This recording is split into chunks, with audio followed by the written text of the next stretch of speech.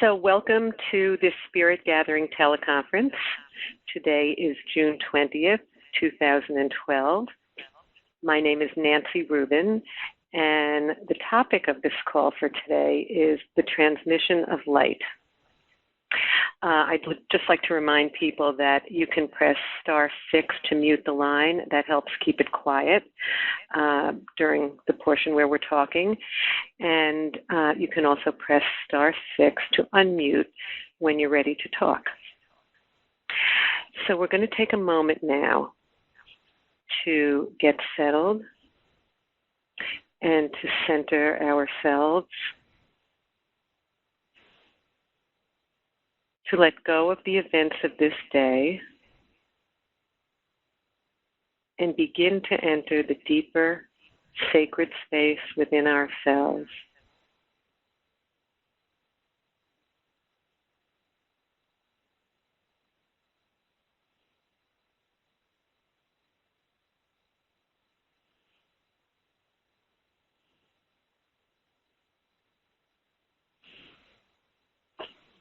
And now let us imagine that we are joining together, sacred heart to sacred heart, with every other person on this call right now.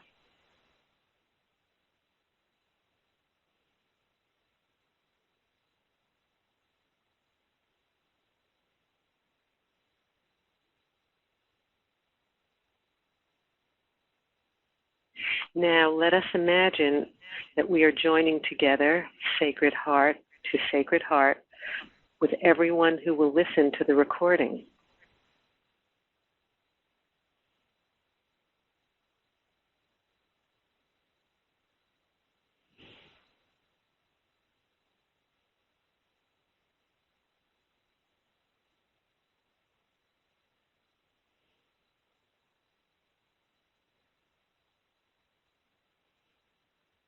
Now let us set our intentions.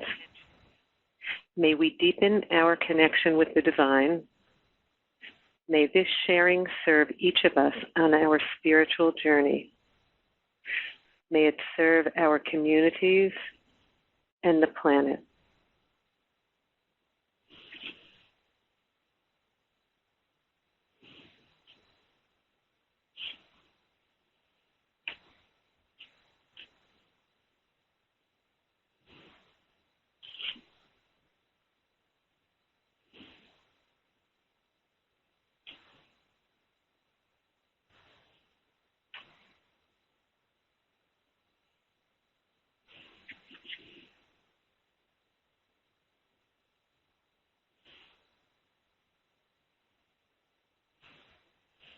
And so it is.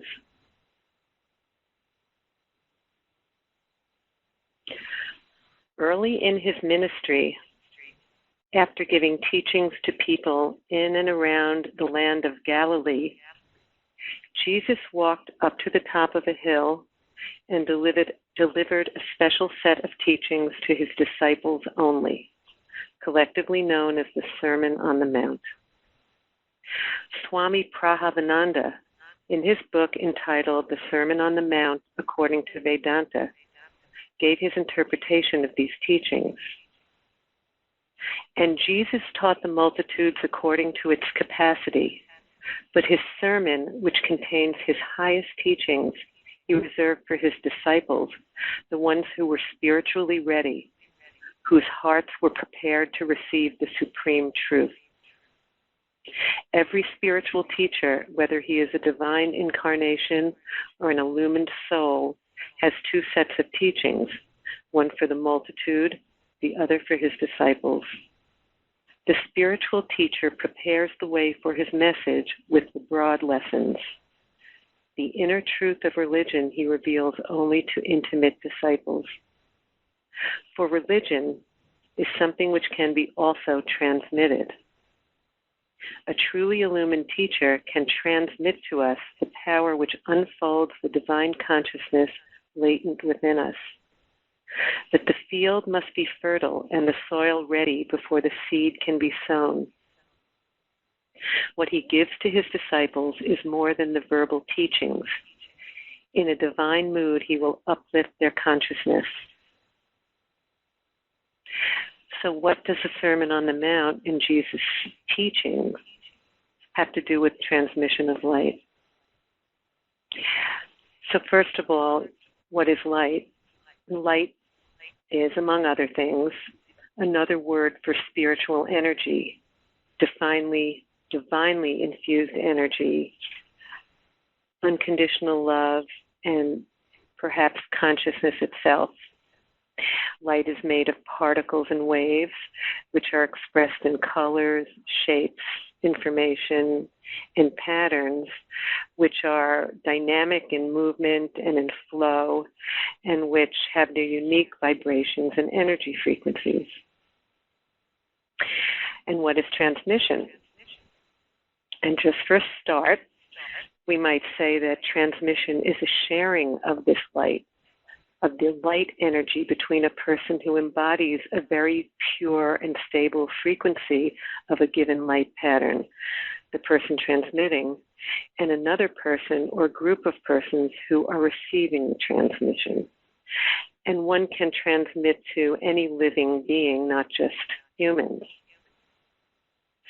Transmission of light is about also allowing and sharing your energy vibration, sharing your own light with another person, as opposed to a direct effort of sending something from you to another person, penetrating another person, or forcing your energy upon them. And the sharing occurs because of resonance, which we'll speak about in a moment. But the communication of transmission is beyond language, truly. It's beyond race and gender and culture. It's more like a communion of like finding like. The transmission does not come necessarily from your mind or from your intellect, although these are instruments which may be used as a vehicle to impart the energy.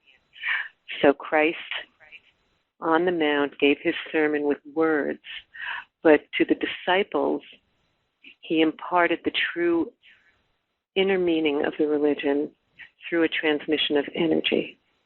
And though he did that for the multitudes, the stories were more concrete and more foundational, that could be taken in on any level based on the ability of each of the people to understand it and to take it in. So also, embedded in the discourse on Christ's sermon were some basic principles of transmission. And the first of which would be that people who are being prepared for a transmission, to receive a transmission, need to be ready. He said the soil needs to be sown. And in a way, it's important to understand that this happens on a soul level most of the time, occasionally on a conscious level where one actively, verbally, or with conscious intention invites a teaching or a transmission. But even in those instances, it is believed that it is a deeper level within the self, a consciousness level, a soul level, that invites it in because of one's readiness and earnestness to receive it. Welcome. Hi, this is Barb. Sorry I'm late. Hi, that's okay. Welcome. And you can mute with pressing *6 if you'd like. And I'm happy to have you with us. Embedded in the sermon is also the concept that teachers speak, as we mentioned, some teachings to the multitude, but on the deepest level, it's a state of being and of energy and of consciousness that is transmitted. And of equal importance is that also embedded in these words is the concept, a basic principle of transmission, that the master or the transmitter is always transmitting something that is already inside of us. In this case, in the Sermon of the Mount, it's divine consciousness that is already within, but awakens through the resonance of the light of Jesus, vibrating, the shared vibration from Jesus with his disciples. and the divine consciousness in them being awakened so that the vibration is an equal one, shared between teacher and student, between student and teacher.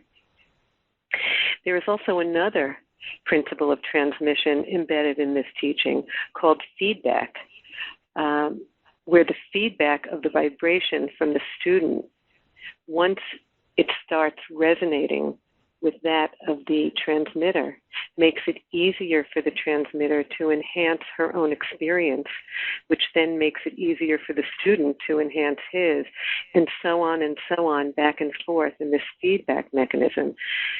This is a principle of transmission that Dwayne Packer of Luminescence also speaks about. Luminescence is an organization where, in addition to expansion of consciousness, there is transmission going on, in particular, the transmitting, the awakening of energy centers which lie latent or dormant within us, but then are awakened through the transmission and the resonance of the teacher, the transmitter. So if we look back at the early days of civilization on Earth, like Jesus, spiritually evolved masters from all over the world, from all different religious backgrounds, were first known to be able to transmit the energy state of God realization that they had attained or that they had embodied. Some were actually born with it, incarnated with it. And the transmission is passed down through the ages, through the teachers, through the transmitters.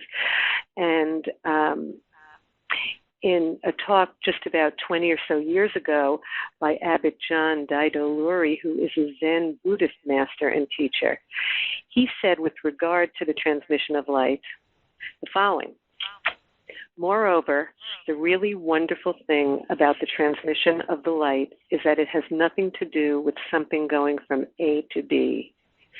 We use the word transmission, but it is a little misleading. The first words out of the Buddha's mouth when he realized himself were, all sentient beings possess the Tathagata's wisdom virtue. Each and every one of us, the light that is transmitted is precisely the Buddha wisdom we are born with. Transmission doesn't give us something that is different from or outside of us. It is more a process of discovery, of realizing the inherent perfection that is the life of each one of us. Transmission doesn't happen at one point in time. The formality of it may. One day your Dharma brother or sister is walking around with a black kesa, and suddenly the next day they're wearing a brown one. But the process is endless. The practice is endless. Each time we take the Bodhi seat, we verify and actualize the enlightenment of the Buddha, of all Buddhas, past, present, and future. So what I really love about this discourse is that it also has all of these principles of transmission embedded in the discussion of transmission. Light is transmitted from a teacher to a student at a given time and space, but it's actually being passed down from the original teacher, the original transmitter of the message in the form of light from possibly thousands of years ago. But even beyond that, the message originates in consciousness itself. So the light message can also be carried through spirit guides and angels as intermediaries, and then through humans. But each time that we transmit, we're transmitting, in essence, a light pattern from the all that is, through different patterns, through different people and masters throughout time. And we're familiar with that in many different ways. Personally, all of us on the call, or many of us, not all, are constantly aware, for instance, that we are blessed by the light of Bishop Amy Keyes and Dorothy Blankman, the originators of the Tzaddi tradition.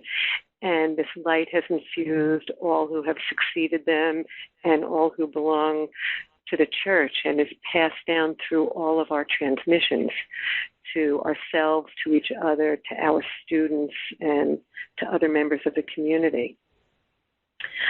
In my own experience, in my 4 decades of my personal practice of meditation, I've been aware since the beginning, and we were always assisted in being aware of the gratitude we feel and the respect that we pay to the lineage of masters who have passed down the technique and the energy of the meditation. And this is also true in my experience of some of the other practices that I've been involved with through luminescence and through rose light, awakening of the energy centers within us by adept master teachers who hold the highest energies of light, who communicate with the all that is and with highest energies in order to transmit the purest of intentions, of transmissions for the awakening of energy within us, of energy centers. And so we give thanks all the time to the originators, to the guides who are intermediaries from the all that is, to Dwayne Packer and Sanea Reuben from the luminescence tradition, to Amy Skizas from the Roselight tradition. And there are many other traditions. These are my personal experience. Another interesting thing is that to transmit, the person transmitting the light does not actually need to be present in the same physical location as the person to whom they are transmitting, although they may be. One form of this type of transmission I'm very familiar with, and that is in the Hindu tradition. This happens in all traditions where the truth of religion, the core energy practices are being transmitted. I'm familiar mostly with the Hindu tradition where the guru or master functions as an instrument through which divine grace is bestowed through what's called a diksha or an initiation. And through this process, one is awakened from the so-called sleep of ignorance, unconsciousness. And this is done through a transmission of light energy from the guru to the seeker. And this transmission is called Shaktipat, which literally means the descent of Shakti, which is divine energy. So this energy can be transmitted by the master through many vehicles. It can be through touch, through word, the speech of a master, or through the transmission of a sacred mantra, through intention, sometimes called will, which is called sankalpa in Hindu, or through a look. Sometimes people receive Shaktipat through what's called darshan, which is a blessing from a master, or satsang, which is keeping spiritual company of a master. And in this process, the guru transmits the divine energy to the seeker to ignite the seeker's own dormant energy. And there's a beautiful Hindu chant that I've loved for decades called Jota Se Jota. Jota Se Jota Jagavo, Sadaguru Jota Se Jota Jagavo. This translates to, kindle my heart flame with thy flame. Highest Guru, kindle my heart flame with thine. So once again, the transmission has as its origin the seeker, the student or devotee, who at some level calls the teacher to them, either on a conscious or unconscious or a soul level, a hyperconscious level, a soul level, a consciousness level. And so then the master transmits the energy of awakening to them, and the metaphor for this, which is real on a subtle energy level, is the igniting of the flame which already exists inside you, but is empowered by the lightning of its flame. And in some cases, the person calling the transmission to them can ignite it by themselves through intense love and devotion. This is called bhakti, actually, in Hindu. In a lecture by Paramahansa Satyananda, this discourse is filled with deep hidden meetings about the nature of transmission and the transmission of wisdom and light, for instance, from guru to disciple. But we remember that this, we're just speaking about a teacher of high light, of high evolution, and a student, someone who calls the person to them. It's called disciple in many of these, just like Jesus called his closest students disciples. And he said, when a disciple or aspirant learns yoga through transmission, he comes to live in his guru's ashram. He doesn't attend any classes, but just by living in a yogic atmosphere, he learns yoga in spirit. Through this process, a state of communion develops, and the disciple's consciousness expands inwardly, enabling him to imbibe the knowledge of the guru. Living with the guru does not mean living in his room. So again, this discourse talks about how one may simply be in the presence of a realized being or an evolved master.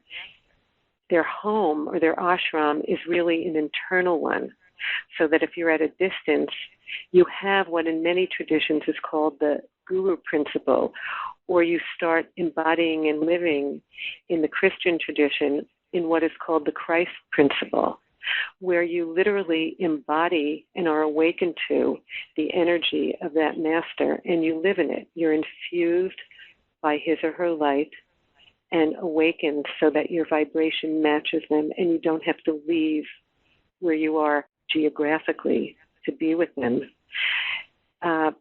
Many people speak about being at workshops with a man who is around today, whose name is Hindu name. He goes by the name Adyashanti. And what I've never been in his presence, but when I've asked many, many people who have, what is the teaching like and what is the workshop like, no one can really tell me. They say, I don't know, but being in his presence is uplifting, it's enlightening, and it's clear that people feel that something has been awakened within them and that they are internally moved in some type of way towards their own evolutionary process. This can happen with people who we would consider ordinary. There are stories about this from the days of the Bible and before, where ordinary people become enlightened or realized or awakened while they're tending sheep or cooking dinner. And, we know that we all have this experience where we are in the presence of someone who is so loving and perhaps kind and funny that when we are in their presence, we feel that there is some type of transition, some infusion of their love and joy and well-being, because we feel it and we carry it with us, sometimes forever. And we also have an expression in present day of where people say, well, I would go to see this person speak or go to hear them speak or give a workshop anytime because they could be reading the telephone book and I would get something profound. And so what people are really talking about is transmission. One thing I liked is Satyananda gave this little discourse on the process of transmission, which is very down to earth. I liked. He says, from an electrical powerhouse, the electricity travels to a transforming station. From the transforming station, it travels to different electrical poles and into your homes. Now, your homes are connected with the electricity. It is entirely up to you whether you switch on the power or not.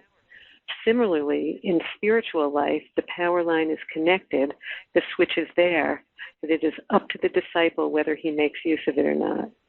So again, the concept of the light being there and the transmission being available, but you with your free will and your destiny, your dharma, on a soul level, you have a choice whether or not to receive it. And this is true when someone is transmitting to you and you don't know they are. Another principle is that you need to be receptive And so the transmitter will know on an energy level, if you're not in their presence and you haven't given permission to receive a transmission, they will know whether you are receiving or not. They may feel a shift. They may feel a sense of vibration and feedback and enhancement of their own energy, which would mean that there's a resonance occurring and the person is receiving the transmission. On the other hand, they may feel the hand go up, some type of wall go up, some inability to establish resonance, which usually means that the person on some level is not ready or willing at that point to receive that type of transmission. I had an interesting experience after many years of meditating and working as a doctor before I started really working with transmission and before I had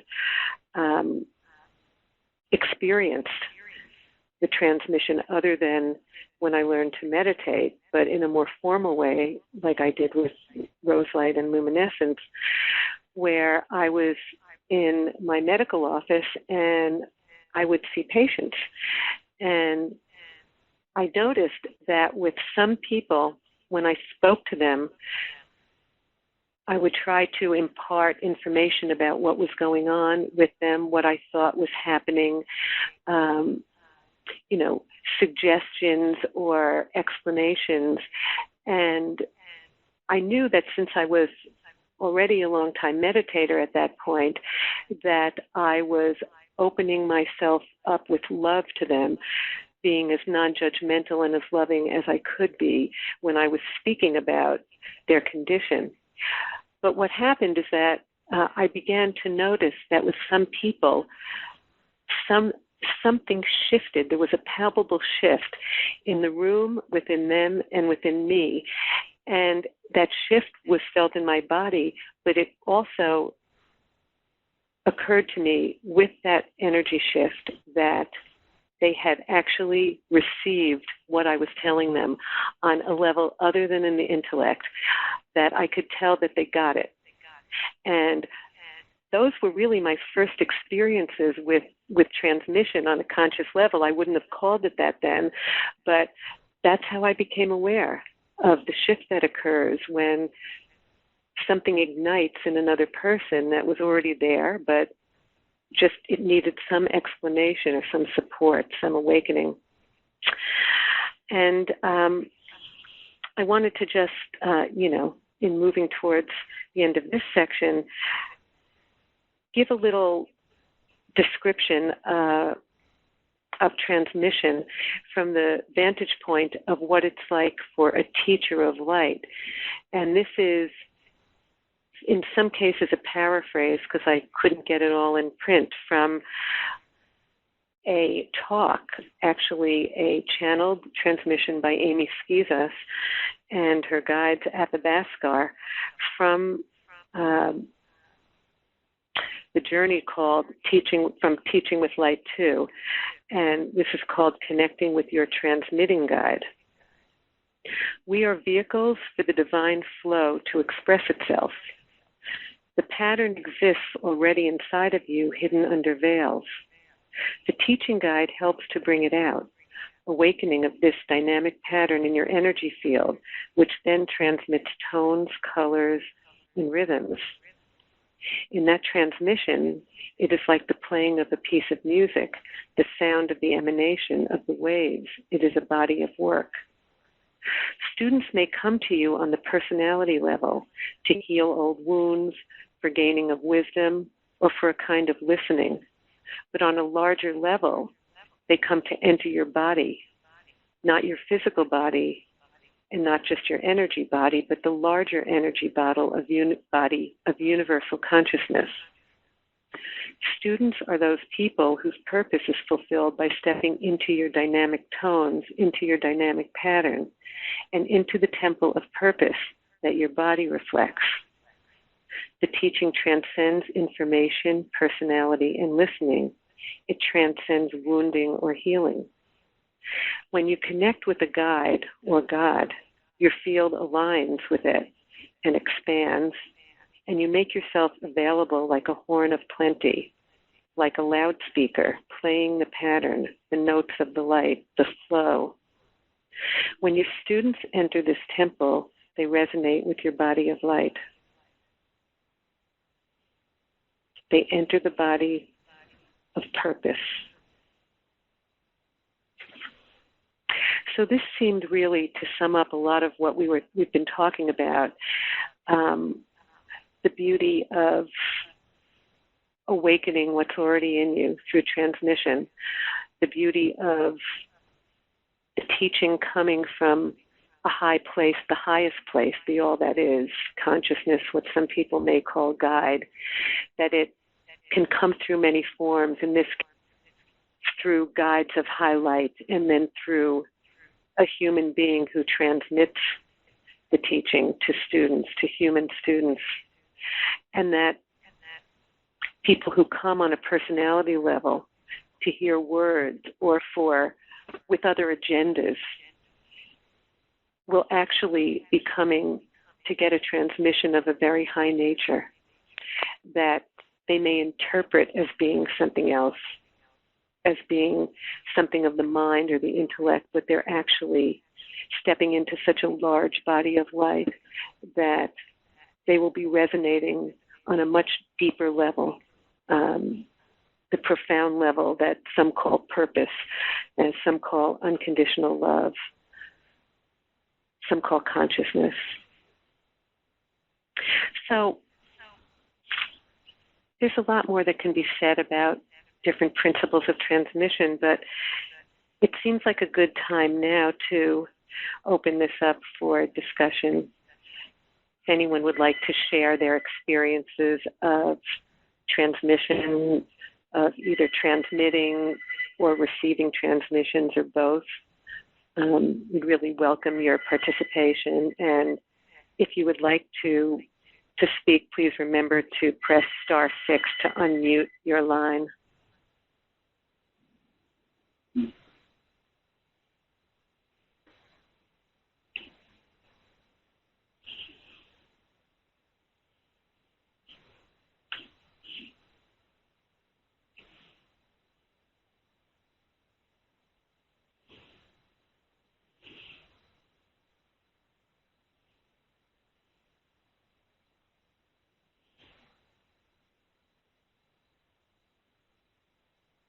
Well, I can throw out some thoughts you might have some feelings about.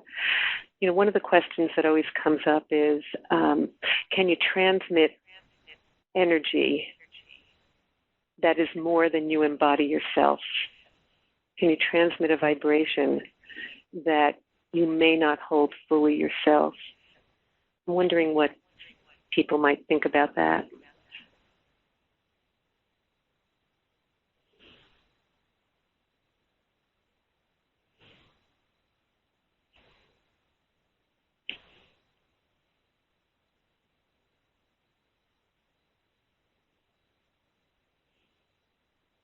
Anyone?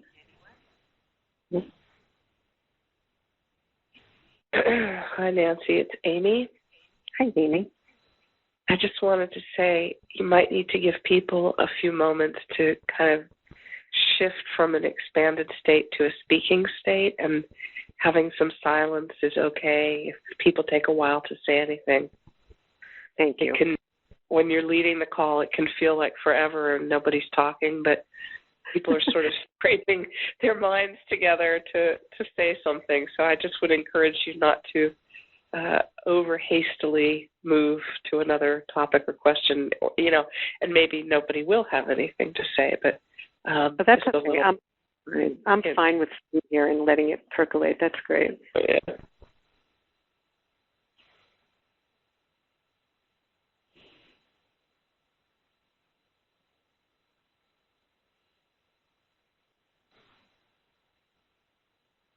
Hi, this is Laura, and I have a couple of thoughts to throw into the mix.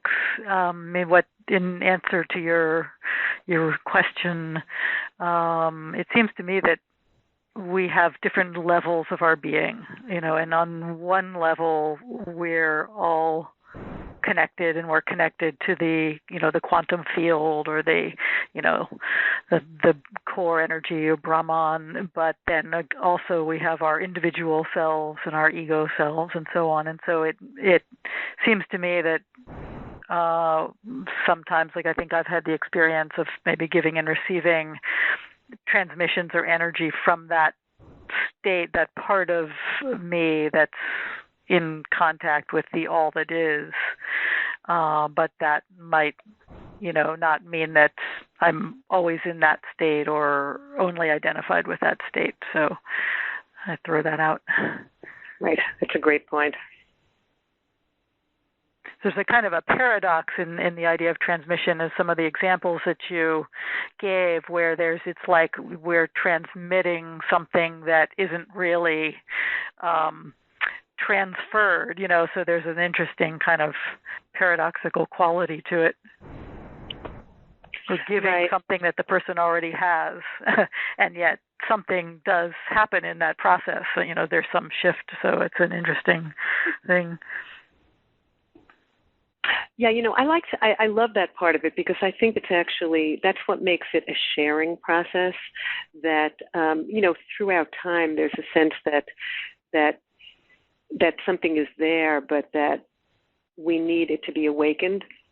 And, sometimes that happens spontaneously, but this idea of transmission, where someone who is vibrating with that awakened aspect can share it with you through resonance, and you're awakened to it, empowered by it. So they don't give it to you or per se send it to you, but it's such a beautiful horizontal type of way of being, of transmitting, of communicating, where you become the same. Actually, you're vibrating at the same then, and it is paradoxical. I agree with you in a way, because then the student becomes the master, and the master becomes the student, and it's very beautiful in that way, I think. Mm. Yeah, and a lot of the mystical traditions use this notion of remembering, forgetting and remembering, like the Sufi tradition and the Gnostic tradition. And so in a way that's, might be a way of talking about what we're talking about here, that instead of giving someone something they didn't have, it's like calling, to that part of them that remembers. That's very beautiful. I like that a lot. Yeah. What about the physical dimension in relationship to transmission? Having had some real challenges in that dimension, it seems as though what can come through in transmission is so strong compared to the relatively weakness of the physical body. And I'm just wondering about this idea of turning on the lights, and the light can be bright or it can be dim, and are dim lights still transmitted effectively?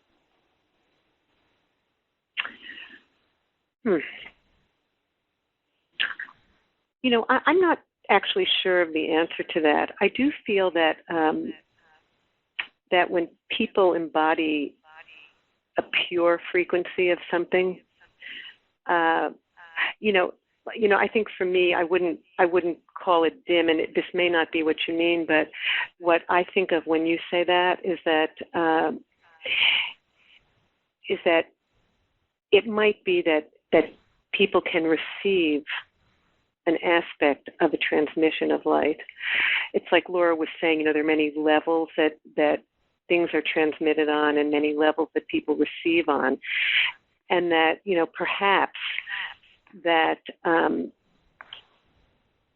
that someone can receive and be awakened on some level without getting the whole 9 yards of it, the whole full awakening of divine consciousness within them. But it's a process, that goes on, and I think that the masters have really spoken about the fact that this is often a process, that it's not always a magical one-time transmission, which does the whole thing. And so it might be that it's like a dimmer light where it gets a little brighter each time. It's just a thought.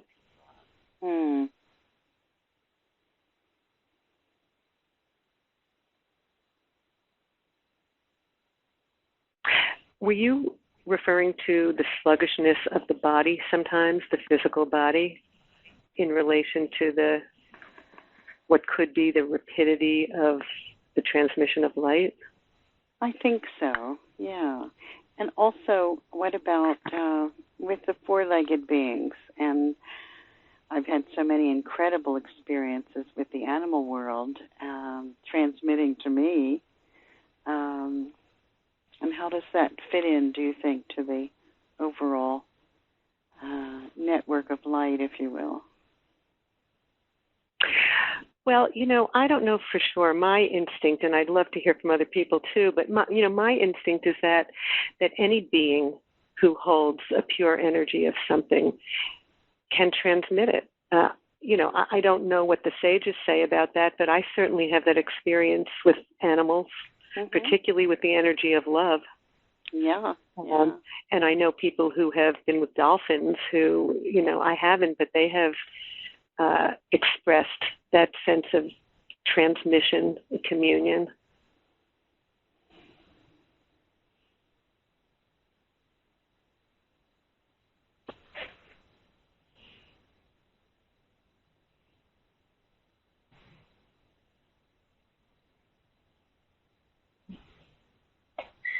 Hi, Nancy. It's Amy. Hi, Amy. So, in answer to your question, I've been thinking about it. I can share my view about, I'm paraphrasing, can you transmit something that you don't have totally yourself? Have I got that right, the way that you phrased it? Yeah, that you transmit an energy that you're not embodied of yourself, that you don't hold that highest vibration of it. Yeah. What I hear in that question is maybe an assumption or a thought about self as being sort of stable or constant or predictable, when in fact I think my own experience is that I channel with Athabascar things that are definitely not me as I know myself in this life. But I'm able to borrow his energy, or in Dwayne Packer's terms, blend with his energy, as so many people are able to blend with the energy of their guides of light and become self plus other. And you put that on for just a certain period of time, a time that's appropriate for you for that purpose. So for me, I channeled for years. I traveled around and I channeled with Athabascar and I blended with him and I brought through these teachings. And they were for me as much as for anybody else. And I really grew from that. We all grew from that. But I couldn't sustain that level of being on a day-to-day, 24/7 basis because I am, in fact, a separate entity from him. And I have additional purposes in learning and being here on earth that if I were in that blended state 24/7, quote unquote, really embody all his teachings, I wouldn't be holding a different focus that is also part of my life path, which is my little self's path, to have a family and, to integrate parts of my wounded family of origin stuff and, all that. My personal private life that is very important as well as that public transmission thing. So I think that we're all a lot more fluid on a spectrum of self, and that even people who don't channel guides but maybe are inspired by great teachers and spiritual visionaries like Martin Luther King or Gandhi, that they take a piece of what that transmission is from that great teacher and they're uplifted by it and they become more than they would have otherwise been. They're awakened to a remembering of that greatness in themselves. And they put it on for a while. And then maybe the next day they yell at their kids, or, they slip into road rage or whatever triggers them into a less noble expression. And then that's also part of their self. And you could say, well, then they're not embodying it. But, they had it. They had it for that brief shining moment. And maybe all they needed to have it for was to, pass the torch to another person who was suffering in that moment. So more and more, especially since I've been so physically ill the last couple of years, and really experienced, an utter breakdown of all my ego structures that I thought were so stable, that I thought I knew who I was and what I was. I would say that the self that carries that light is a spectrum and a multiplicity. It's not one thing. And that if you don't have, as Dwayne Packer says, enough physical ease and emotional flow and mental fluidity, that definitely limits what you can carry and hold and transmit. But I'm not sure. In the end, like you, I don't know the answer. I'm not sure what the answer is, but I think it rests on the idea of self and how impermanent that is. Well, that's my 2 cents on that one. Thank you. Thanks. That was good. Yeah.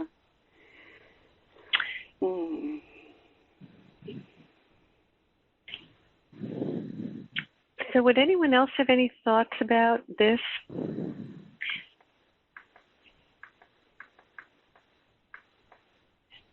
I have one little last question which dovetails on what you just said, Amy, and that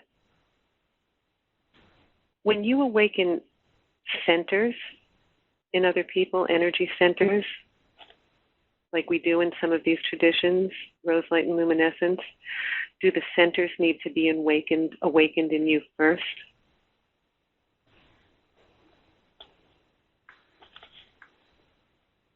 Are you asking me, Amy? I'm curious as to what you think. Anyone can answer this or give their thoughts about it, because it's another, to some extent it seems slightly different to me. I'm curious. I can tell you my view, and I actually asked Dwayne Packer about this a long time ago when I first started teaching. And he said that in the beginning it would take a teacher who was awakened and trained to awaken other people, but that at some point the grid work, the energy body, that larger thing, like in the quote that you read from the Teaching of Light, that it would become so vibrant and present in Earth's reality that people could spontaneously awaken. So if you think about the transmission, the source of the transmission, right, as coming from some greater place that is real and is emitting that. In the beginning, I can tell you with the light body particularly, there were 40 of us. And it wasn't here. I mean, it was like a desert. I would travel across the country to go to my teacher and sit, and I'd be filled up with it, and I'd take it home, and it would spill out. And, I mean, one dog broke off his lead and followed me around howling. I mean, it was like energies were just so attracted to this light. And when I would go to see someone who had awakened their light body, it was like moving from an atmosphere where there was no oxygen to a place where there was oxygen. I could breathe. It was just the light. The energy was so different. That was when there were 40 of us. Now there are I don't know how many, 10,000 more, and they're all over the place. They're in the Pentagon, and, they're everywhere. And the grid is now alive and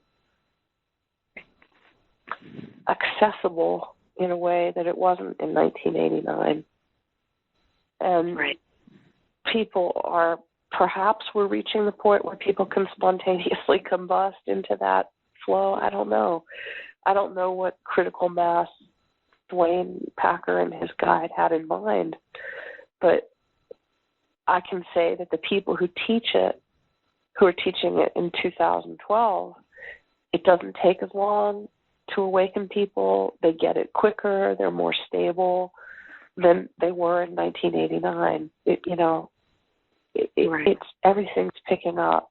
So I think that it helps to factor in that mystery of aliveness of light and consciousness, and that it's not a static thing that is being transmitted. It's something that itself is changing. Right, and is alive. Right. Thank you. Thank you. And now we're going to start the closing portion of the conference, and I have a few things to say on behalf of the gathering, and then we'll have a blessing. And I think in the place of the blessing, what we'll do is I will lead a brief transmission journey where we can all transmit, and I'll just call out a few of the steps for those that that aren't used to transmitting like this, and you may have your own ways, whether here in person or for those on the call that do it a different way. Please, whatever way you want to do it is great. I will be using some of the principles of transmission that I've learned about myself. So just, to begin the closing, I just want to thank everyone for joining us for the Spirit Gathering teleconference. The conference is archived so that you can play it back by dialing or pressing 712-432-1085 and using the access code 990322#. And we hope that all of you will join us for our next Spirit Gathering, which will be on Wednesday, July 18th, 2012. The topic will be Enlightenment in the Body, and it will be hosted by Reverend Barbara Standiford. And please feel free to invite others to call. The Spirit Gatherings are open to the public. The calls are hosted by Tzaddi, a spiritual educational organization founded in California in 1964. Tzaddi welcomes, nurtures, and supports people in celebrating and more directly experiencing their relationship with the loving presence of the divine. Our programs are open to people of any race, color, or national or ethnic origin. Visit www.tzaddi.org to learn more about our work, and click on Payments if you would like to make a tax-deductible donation. And now we will close with giving thanks and a blessing. First, thanks to the Tzaddi founders, Amy Keese and Dorothy Blackmere, who started our metaphysical organization, and to those who have followed in their paths, and to our present Bishop, Amy Skizas. Thanks to all of you who have been a part of our community tonight, and thanks to the Divine who supports us always, even when we are not aware of it. And now, if you would close your eyes.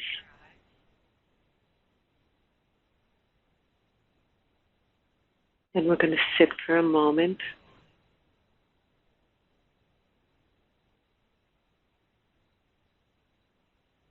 Centering ourselves.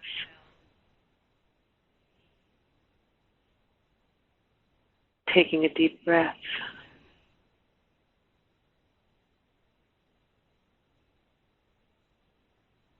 Gently settling into the rhythm of your breathing.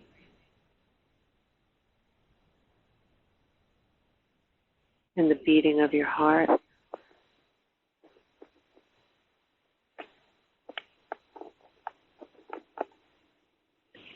Taking a moment to connect with the highest in you and in your own way with the all that is.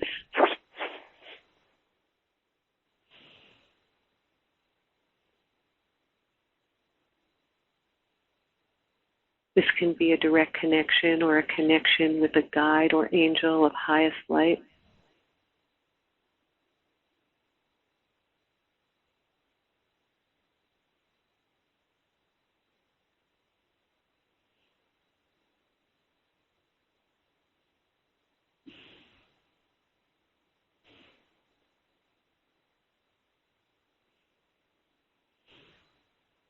Feeling your likeness or your sameness with the divine energy.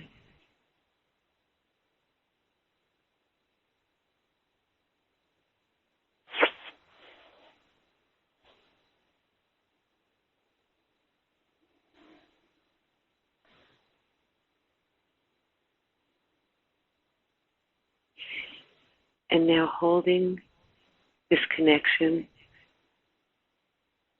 this high energy state,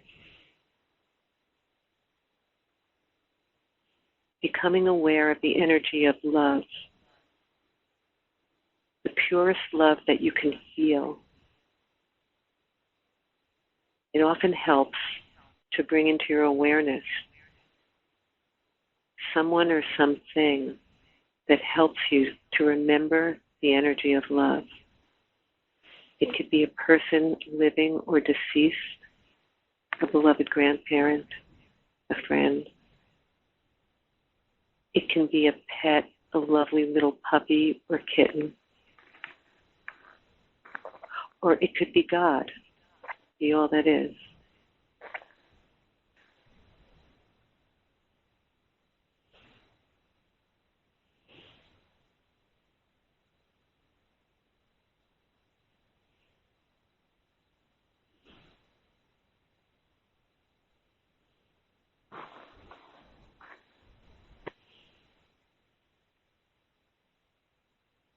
And we'll be holding these two tracks simultaneously. This connection with the highest and the connection with this unconditional love.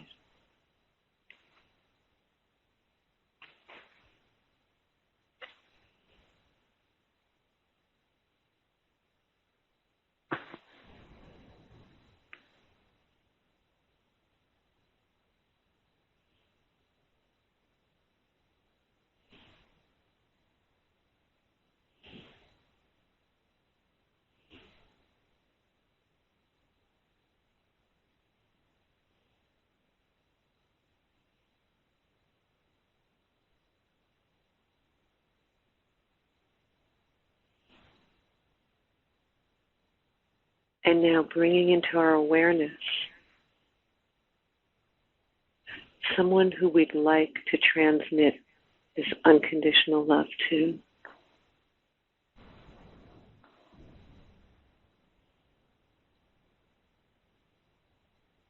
It can be more than one person, or it can be any living thing.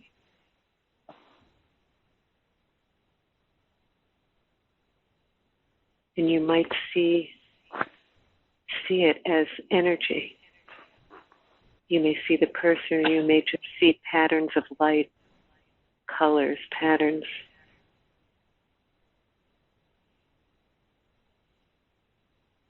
And we transmit by holding this being in our awareness, along with the energy of love and the highest that we can connect with, divine energy.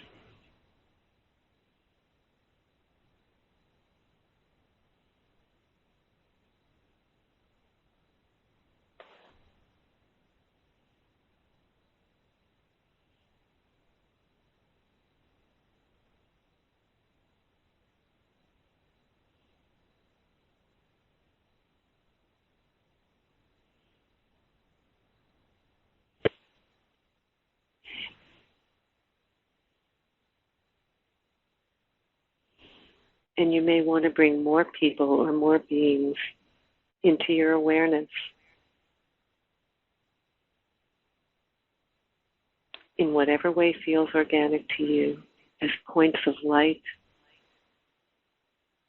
as actual people or pets.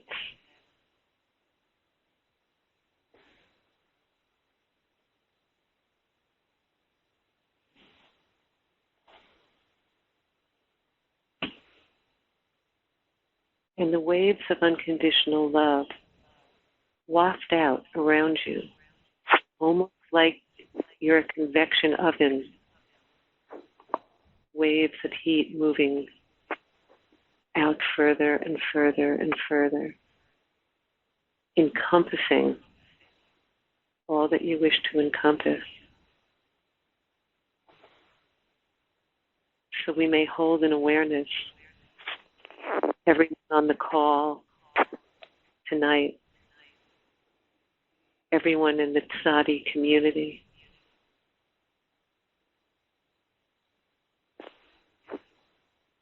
everyone in our larger community of family and friends,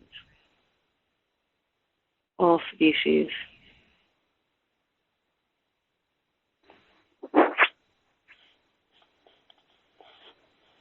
All humans on the earth.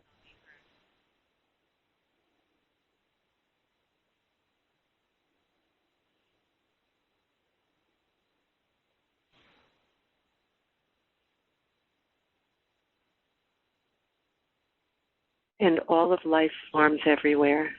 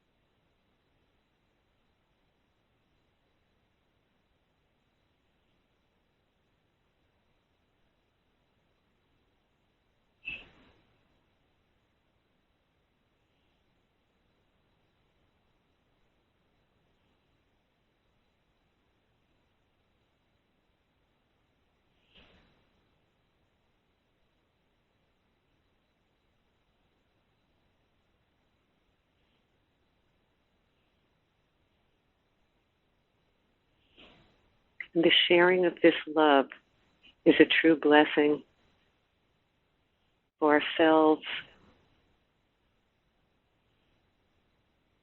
for our family and friends, colleagues, for all of humanity.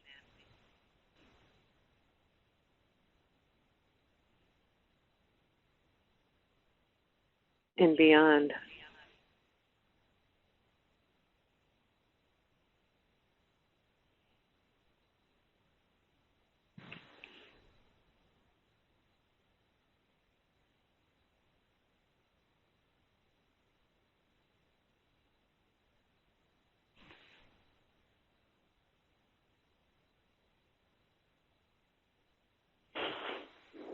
And now gently and slowly bringing your awareness back to your physical body.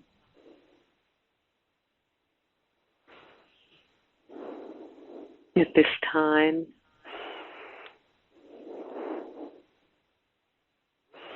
in this space, and we thank you for joining us in the one work of light and love.